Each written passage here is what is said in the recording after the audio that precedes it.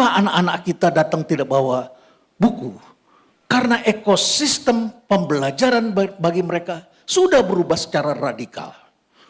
Ketika kita dulu datang ke kampus, bertemu dengan dosen, kita ketemu dengan dewanya pengetahuan. Ya, tadi Prof. Yuwono Sudarsono ketika ketemu, kita menyapa walaupun beda fakultas. Ketemu dengan Prof. Slamet Iman Santoso yang pakai baju putih itu. Prof. Heri barangkali pernah lihat juga itu. Ya, senang sekali menyapa kita, kalau kita lagi antri, beliau selalu menyapa. Itu adalah tokoh-tokoh pengetahuan dan kita harus datang ke mereka. Saya masih ingat Prof. Hamdi dulu ketika saya bertanya soal pop culture. Prof. Sarlito bilang, coba tanya sama Prof. Hamdi. Prof. Sarlito itu adalah tokoh dari social psychology. Tokoh-tokohnya. Kita datang mencari mereka karena mereka adalah pemegang keilmuan. Dan mereka, kita sebagai dosen, sebagai guru besar adalah pemegang monopoli pengetahuan. Mempunyai hak monopoli. Pengetahuan adanya di kampus, mahasiswa harus datang ke kampus. Apa yang terjadi hari ini? Hari ini terjadi adalah pengetahuan ada di mana-mana. Bapak Ibu sekalian, sains juga bergeser dari 0.0 ketika manusia melakukan eksperimen dengan tubuhnya sendiri, dengan caranya sendiri, belum dikenal peer review, belum ada jurnal, dan barangkali hanya percakapan di antara mereka. Lalu kemudian ada jurnal, lalu kemudian ada peer review yang semakin masif, lalu kemudian ada metodologi yang terus mengikutinya dan sangat ketat. Hari ini tidak diperlukan seorang saintis untuk menghasilkan satu hal yang luar biasa. Presiden Prabowo kemarin menyebut Bahlil, pendidikannya tak jelas tetapi begitulah ya, saudara sudah tahu ya. Tetapi poin saya adalah banyak orang yang berpikir bahwa hari ini harus ada kampus untuk belajar. Di tempat saya ada seorang anak muda datang, Gen Z. Saya bingung, celananya robek-robek. Terus kemudian saya ajak ngomong, dia menawarkan sesuatu. Dia telah melakukan eksperimen. Tapi saya tidak confident karena sekolahnya tidak sesuai dengan bidangnya. Ini adalah sebuah substrak yang sangat penting, yaitu keraton yang berasal dari Kalimantan, Prof. Wah, itu luar biasa sekali dan sudah diekspor. Saya baru saja ketemu dengan Prof. Jill dari Perancis yang datang ke tempat kami, cerita tentang keraton di Kalimantan. Ketika dia ngomong seperti itu, saya bingung. Sekolah kamu apa? Saya hafiz Quran.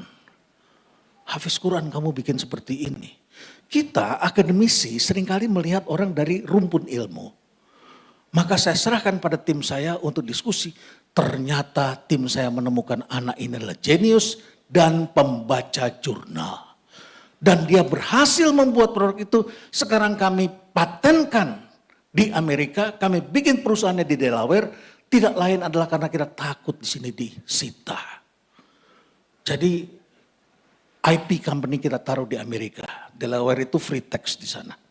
Kalau di sini kan teks banyak sekali. Nah, saudara-saudara sekalian, 0.0 kita lihat bagaimana anak-anak di Thailand sedang melakukan editing DNA terhadap ikan hias. Sehingga ikan yang tidak glowing sekarang pun pasar kita digempur dengan ikan yang glowing luar biasa. Ikan kecil-kecil glowing. Jadi Bapak Ibu sekalian, terjadi satu proses. Ketika dulu kita datang ke kampus, monopoli pengetahuan ada di tangan Bapak Ibu sekalian. Hari ini pengetahuan ada di mana-mana. Pertanyaannya adalah apa yang harus kita berikan dalam mengajar? Apakah kita masih menjadi pihak yang berwenang dan terus harus hanya memberikan pengetahuan kepada para mahasiswa? Atau karena pengetahuan ada di mana-mana, maka kita justru harus merubahnya. Karena dengan begitu ini adalah kesempatan agar mahasiswa menjadi belajar lebih dalam. Atau barangkali adalah pertanyaannya adalah bertanyanya bagaimana. Karena AI ada di mana-mana.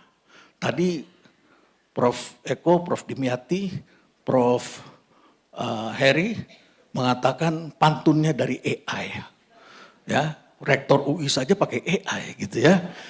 Nah, sementara kita marah ketika mahasiswa kita menggunakan AI. Padahal AI adalah alat bantu.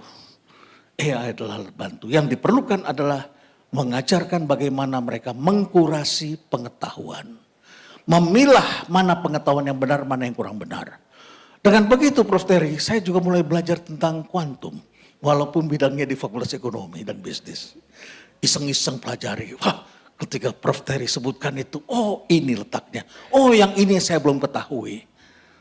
Jadi hari ini beragam orang bisa belajar lebih luas lagi.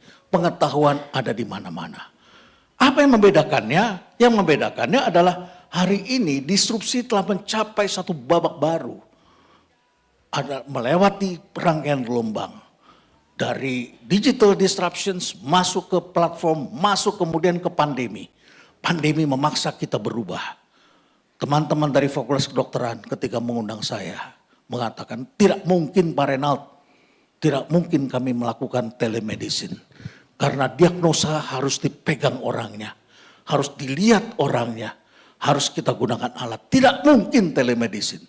Begitu pandemi, tidak mungkin kita memegang pasien. Pakai APD pun Prof. Ratna melayani saya 3 lapis APD-nya. Bapak Ibu sekalian, pandemi telah merubah perilaku kita. Dokter mulai melayani telemedicine. Nenek-nenek melakukan Zoom. Mahasiswa kemudian menggunakan Google Meet. Dan seterusnya, dan seterusnya. Lalu kemudian post pandemi kita kembali lagi keluar ruang. Dunia hybrid. Setelah itu kemudian kita lewati lagi. Terjadi pergeseran, muncul sosial media yang semakin interaktif. Membentuk komunitas-komunitas dan merubah identiti kaum muda.